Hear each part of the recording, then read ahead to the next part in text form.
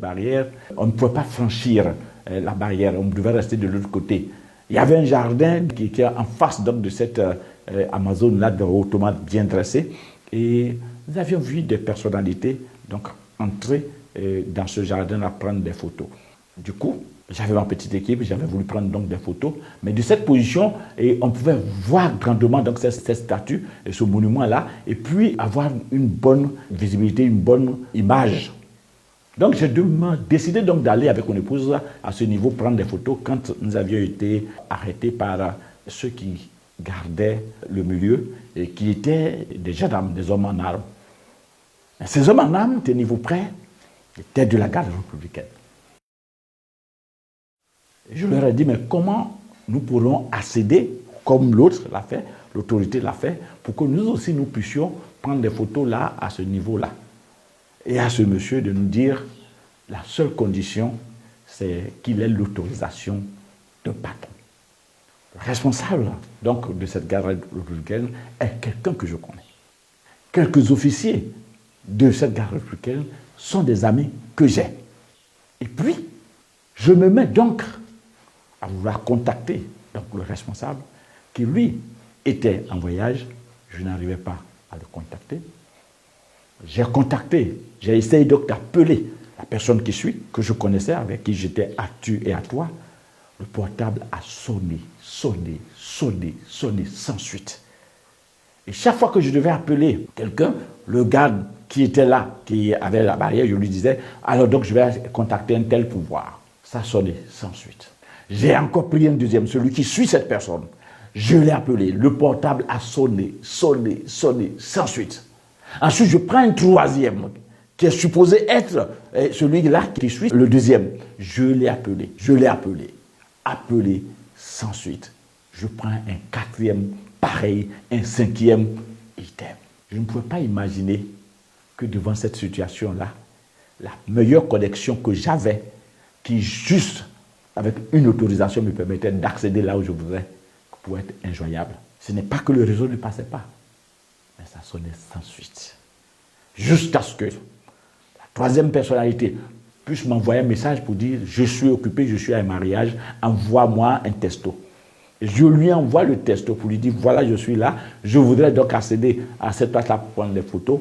Et il m'a dit « Il n'y a pas de problème, contacte un tel chef qui lui est sur place ».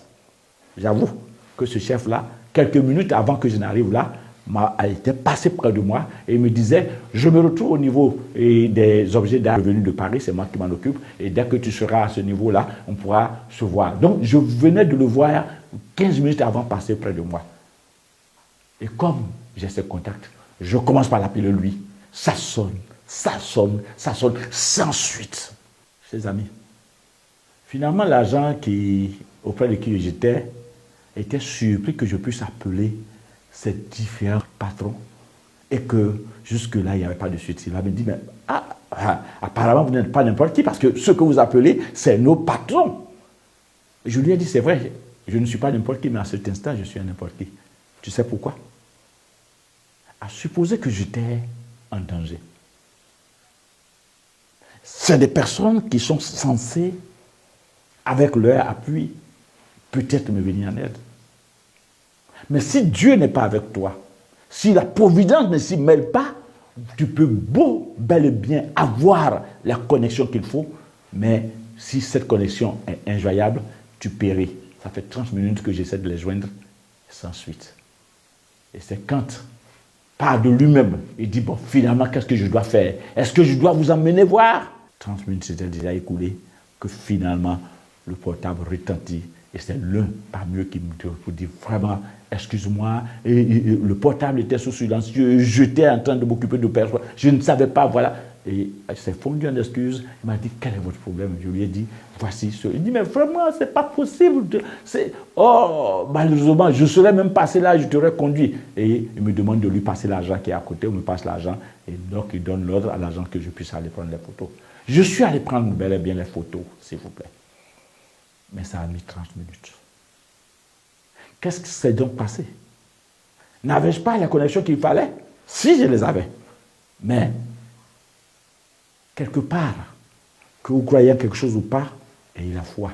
quelque chose au-dessus de nous, qu'on ne connaît pas. Vous pouvez l'appeler Allah, Dieu, Mahou, quel que soit le nom que vous voulez lui apporter, sachez qu'il y a un suprême qui dirige beaucoup, ou qui dirige assez. Vous pouvez bel et bien avoir la volonté, mais tant que la providence ne se mêle pas, à un moment donné, vous pouvez capituler.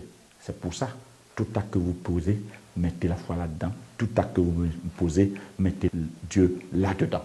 Juste ce partage, parce que je l'ai vécu, je me suis dit, voilà, je n'étais pas en danger, si je l'étais, qu'est-ce qui serait passé? Je pense que tu as bien compris. La providence doit s'y mêler parfois. Dieu a son mot à dire, et ce n'est pas fini quand il n'a pas dit que c'est fini. Merci.